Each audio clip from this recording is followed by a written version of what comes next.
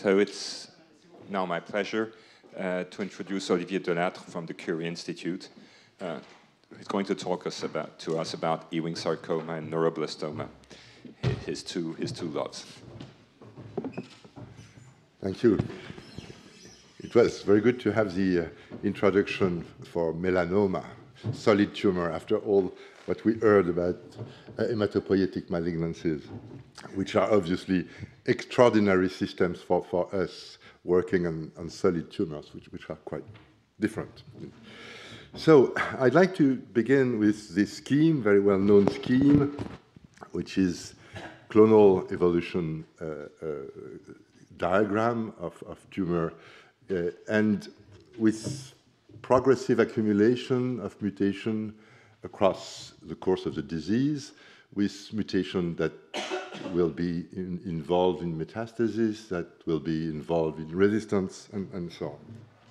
Just to mention that when working on pediatric cancer, but maybe also on hematopoietic malignancies, this kind of model may only apply to a small subset of patients, meaning that in most cases, when we look at the sequencing of the DNA at metastatic site or at relapse as compared to the diagnostic sequencing, we do not find much mutations that may be really involved in progression of the disease. So pediatric cancer are mostly kind of one main genetic abnormalities, and which does not really change across the course of the disease. And one unknown that we have also in pediatric cancer, but in most solid tumors, maybe also the difference with hematopoietic malignancy, is that we don't really know what is the cell of origin. And these are very undifferentiated tumors, and this is a question I will try to allude today. Speaking on two different models that we are investigating. One is neuroblastoma.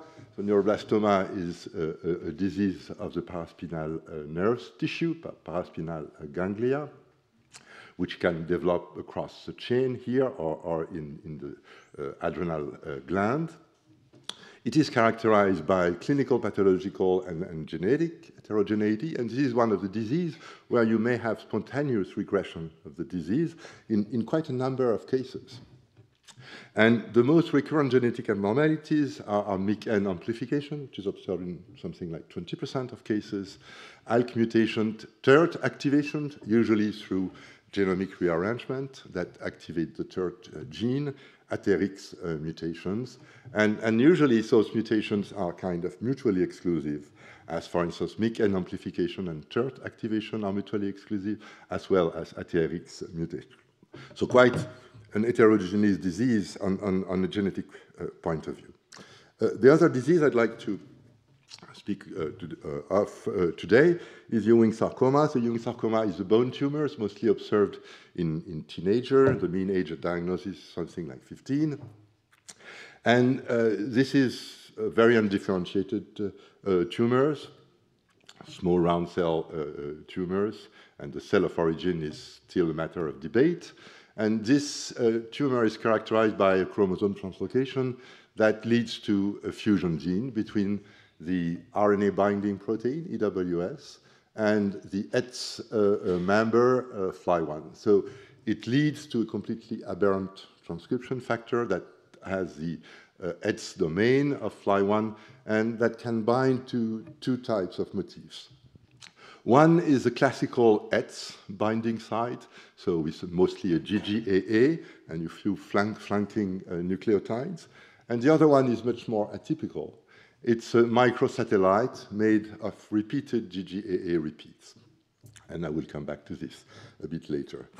And through those two types of motif, EWSY will activate a number of downstream pathway, and we spoke a lot about target genes, and a number of groups has identified direct or indirect targets for EWSY. And so for those two types of tumors, what I would like to address with you today is our knowledge of the cell of origin and of the plasticity of the cell, kind of non-genetic plasticity of those cells. And for this, we used an approach that has been extensively described already today, which is mapping of super enhancer, open chromatin region, with the idea that those open chromatin regions will give insight into the transcription factor that gives the identity of the cell of origin, which is, and that we may, through this, also have access to the core regulatory circuitries of those cells. And so we did K27 acetylate mapping across a series of neuroblastoma, Ewing, as well as control. And I would like to go with you through this Pca analysis in some details. So these are just the super enhancer region of different cell lines or tumors, Ewing, control, or neuroblastoma, and that are grouped by similarities. And first cluster I'd like to is this one. So you see the neuroblastoma, it's the first cluster of group 1 neuroblastoma, a quite tight cluster here. We have a second cluster of neuroblastoma here, the group 2, a lower number of cases, a more dispersed cluster. And here we have the Ewing sarcoma, so still a larger cluster. And what we also did is to profile EWS fly positive cases in which EWS fly has been silenced by small hairpin RNA, and which are here. And first question is, in those different clusters, do we see some kind of motif enrichment? In those open chromatin region, can we find some motifs that may lead to transcription factor? And this is quite clear for this neuroblastoma group 1, that we have a very strong signal that is this motif, and this motif is clearly homeobox protein, and here in neuroblastoma it's clearly FOX2B, which is known to be a major gene involved in peripheral neural system organization and differentiation. And second aspect that we did on this is to rank the different super enhancer, and again we see that FOX2B shows up very nicely, so meaning that FOX2B binds to, well, it potentially binds to this super enhancer region, but is also by itself a super enhancer region, which is something which is important, that the genes both regulate downstream targets, but also regulate itself in cell identity. And you see also other guys like ON2, FOX2B, and GATA3. And we did some ChIP-seq with those transcription factors. And very interestingly, those 3 transcription factors usually bind in very narrow region. They all bind to the same region, and they all regulate each other's as well as they regulate downstream targets. And usually they bind in a quite narrow few hundred base pair region together. And as you can see here with FOX2B, FOX2B is strongly positive for K27 acetylated and is bound by those 3 guys. So leading to the model for this group 1 of neuroblastoma, or a very tight core transcriptional regulatory circuitry that is made by ON2, FOX2B, GATA3, that all regulate themselves and the other guys. And this transcriptional regulatory circuitry, when we look at the development, lead to probably very specific developmental stage of the neural crest, which is this cell, the sympathetic progenitor ganglia cell that is known to express those 3 guys. So we have most of the neuroblastoma that shows this very strong signature of cell identity. And if we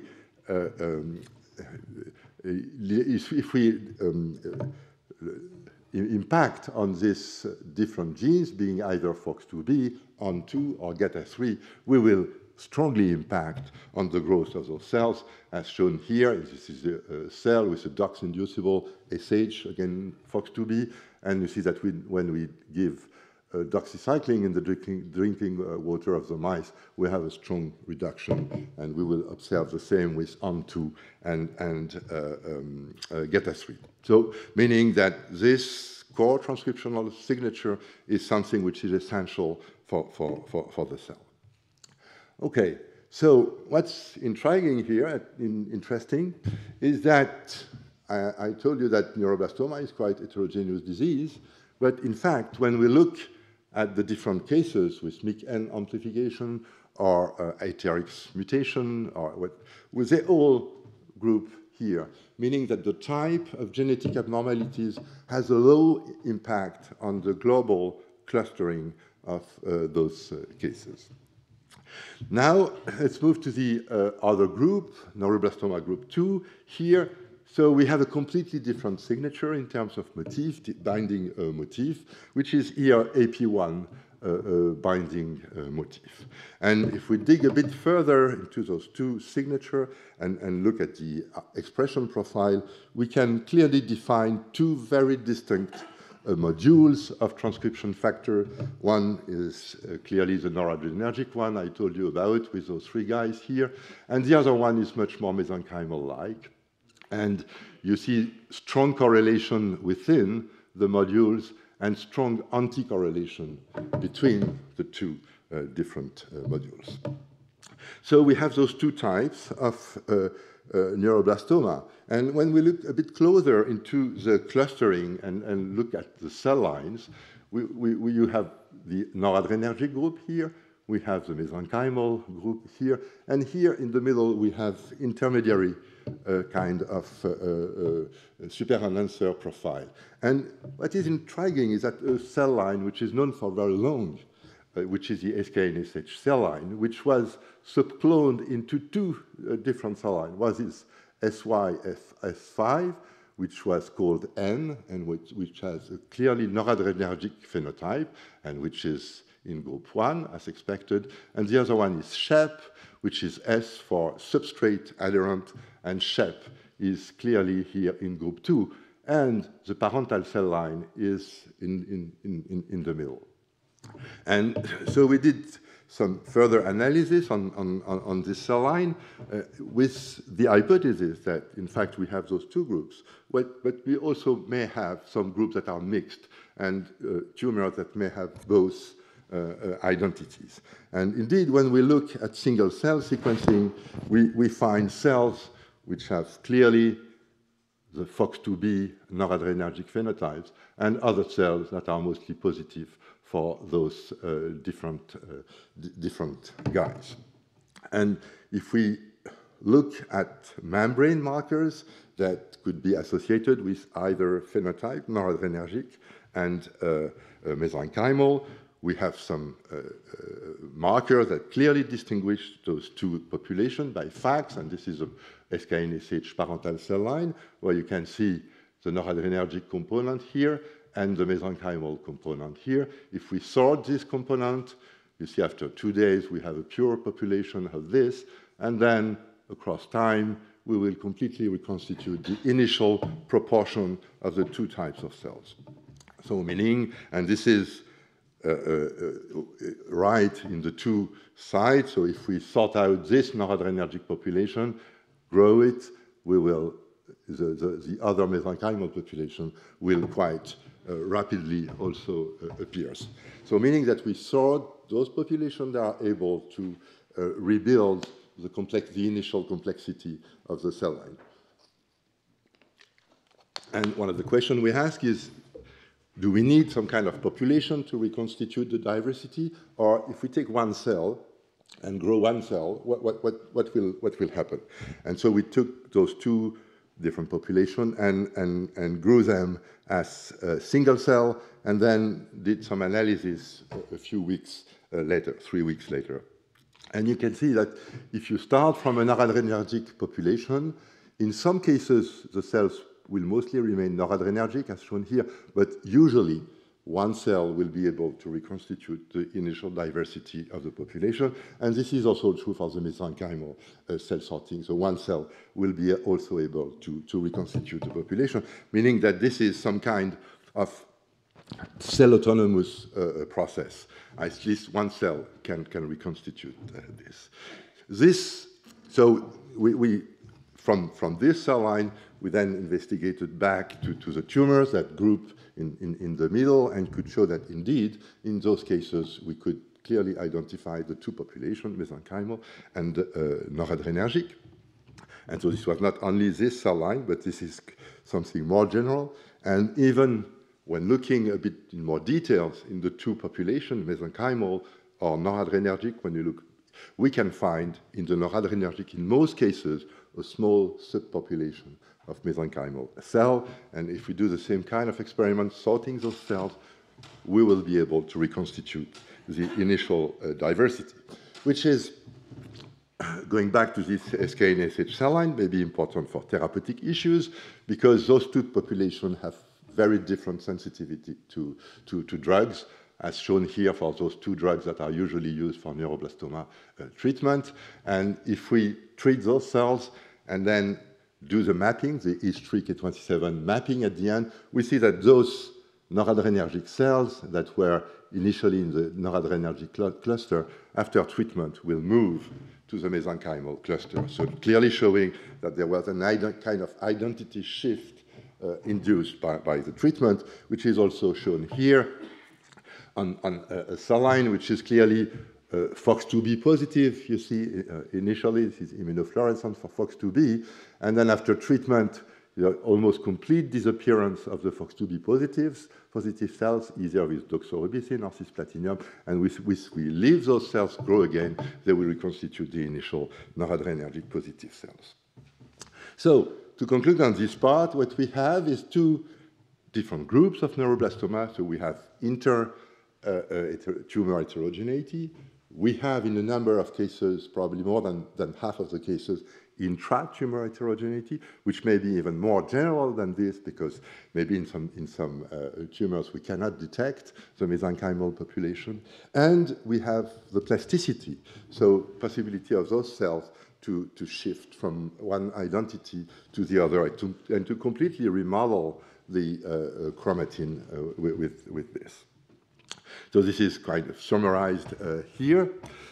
And I'd like now to go to the second system that we are investigating, which is Ewing sarcoma. So as I told you, Ewing sarcoma is the main driver, the main oncogene in Ewing sarcoma is the EWS-FLI, abnormal transcription factors. And this abnormal transcription factor has the ability to bind those GGAA sequences. And to my knowledge, at least, those kind of microsatellite sequences are not bound to any known wild-type transcription factor. And in particular, they are not bound at all by FLI1. FLI1 is unable to bind, the wild-type FLI1 is unable to bind this.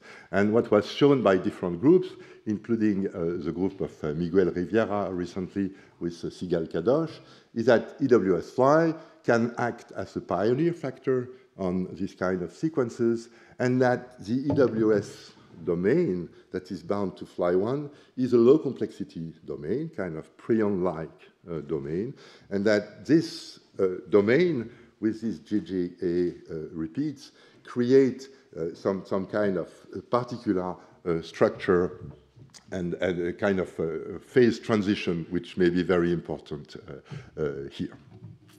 Okay, so then EWS-FLI can activate transcription of promoters driven by GGA repeats, and the more you have GGA repeats, the more EWS-FLI can activate transcription until a kind of threshold or maximum of activity, which is around 20 GGA. And these genes that are in the neighborhood of GGA repeats are part of the EWS-FLI downstream target that are known for long. So what about the super enhancer analysis? So you can see that the cluster is quite broad. And when we look at, is there any specific motif there? Obviously, the motif that shows up is these microsatellite sequences, meaning that in this kind of broad analysis, we do not detect other motifs than this very strong motif. And just to show you a few examples, these are 3 cell lines here. So you have these K27 marks here, very strong, EWS-fly binding. And here you have a GGA repeat, which is shown here. So you have EWS-fly binding here. Here you have binding of EWS-fly, but no GGAA. So this is the usual ETS binding motif. And when EWS-fly is inactivated by a small hairpin RNA, you completely lose both EWS-fly mark, and you completely lose the H3 K27 super enhancer. And this is also true in this example. So, meaning that at the difference of the previous model, and this is the reason why I like to show them in parallel, the aberrant transcription factor is the major driver of the organization of the chromatin. And meaning also that Ewing cells, this is a completely neomorphic transcription factor that does not exist in normal cells, and that gives rise to a completely neomorphic cell. So this Ewing cell, when we speak about the cell of origin, in fact, this Ewing cell is a completely neomorphic cell that is not expected to exist anywhere in the organism. One thing that we are interested in Ewing sarcoma is that those microsatellite GGA sequences are highly polymorphic in the genome. And the question would be, is this high degree of polymorphic important for the biology of Ewing sarcoma? Might it be responsible for intertumor heterogeneity? Because I showed you that this is quite heterogeneous from one Ewing cell line to the other.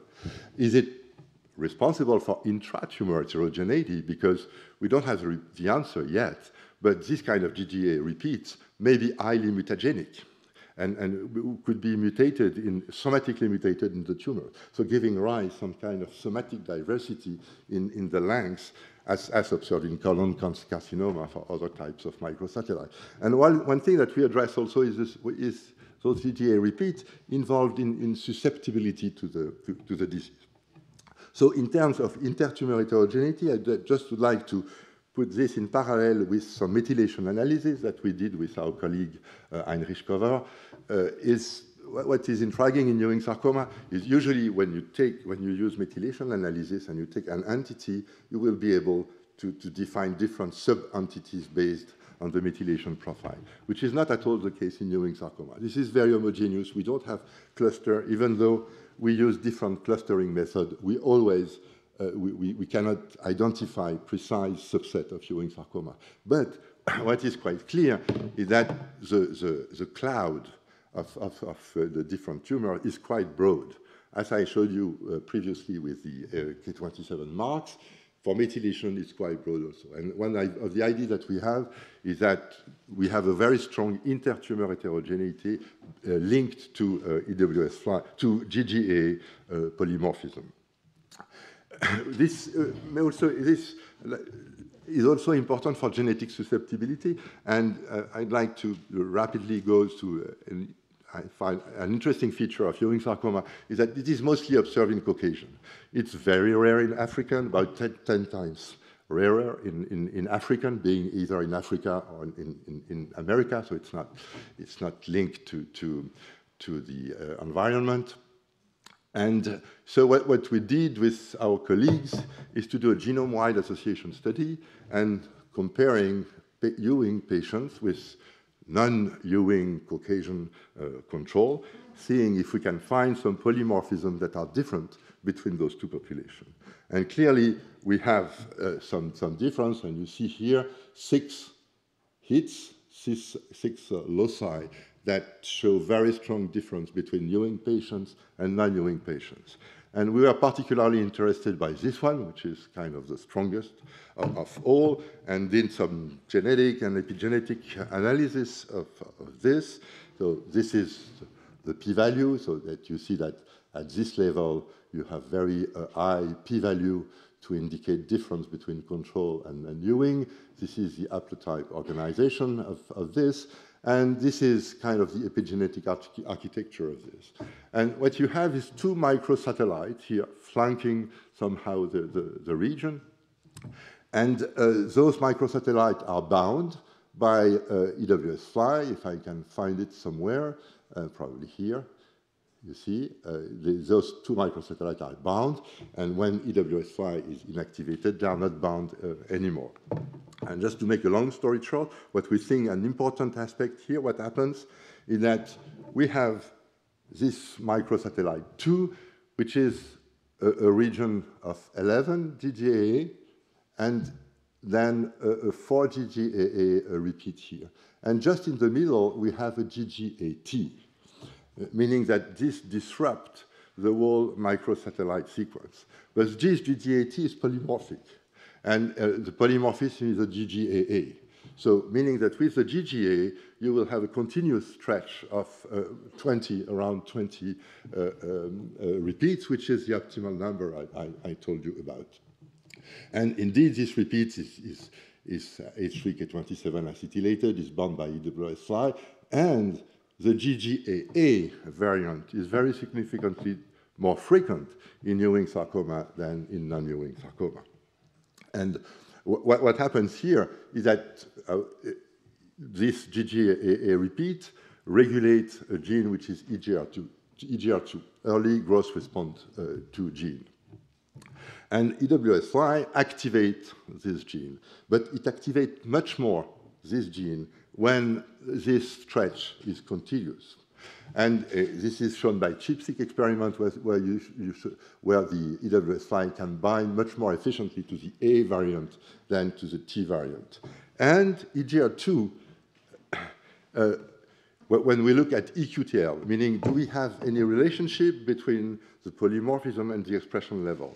We have in Ewing sarcoma a significant EQTL, as shown here.